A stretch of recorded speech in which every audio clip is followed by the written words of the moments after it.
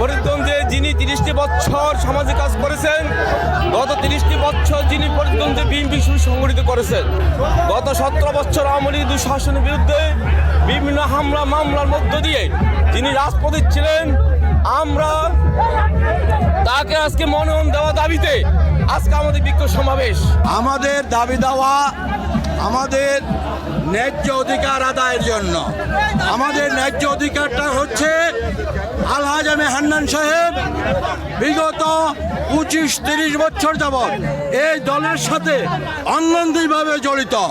ওনাকে মনোনয়ন না দিয়ে আরেকটি লোককে মনোনয়ন দিয়েছে, যিনি এই ফরিদগঞ্জে 20-25 বছর যাবৎ ওনাকে ফরিদগঞ্জবাসী দেখে নেই।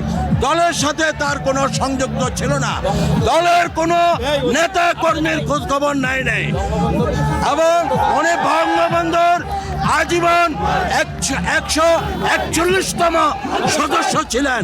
সেই ভদ্রলোককে দিয়েছে।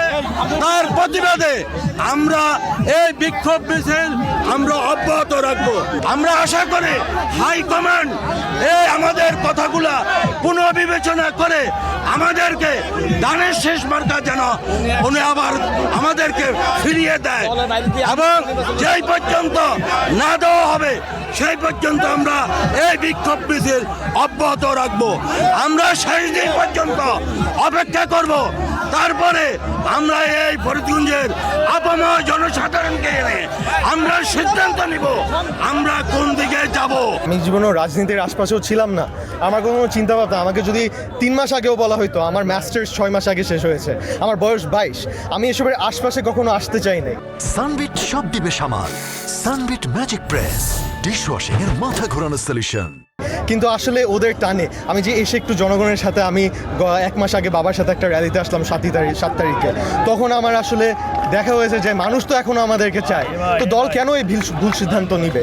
আমরা তো দলের কাছে বিচার চাই। আমার বাবা 30 বছর এই দলটাকে এদিকে ধরে রেখেছে, জেলে আমার বাবা যাওয়া লেগেছে, গুল্লির মুখে আমার বাবা ছিল, এখন অন্য কাউকে একজন বাইরে থেকে চলে আসবে, এটা তো কেউ মানতে পারতেছে না, নেতাকর্মী মানতে পারতেছে না, জনগণ মানতে পারতেছে না। এটা জনগণের কাছে দল ক্ষতিগ্রস্ত হচ্ছে, দলের তো ক্ষতি হচ্ছে। তাই আমরা ওই কারণে এখন এইদিকে আছি যে আমরা আশা করি দল শেষ মতো আবার দেখে ঠিক সিদ্ধান্তটা নিবে, এই বিশ্বাসটা আছে দলের উপর। 30 বছরের আমাদের যে ফল, এই বেমানিটা আমাদের সাথে হবে না ইনশাল্লাহ।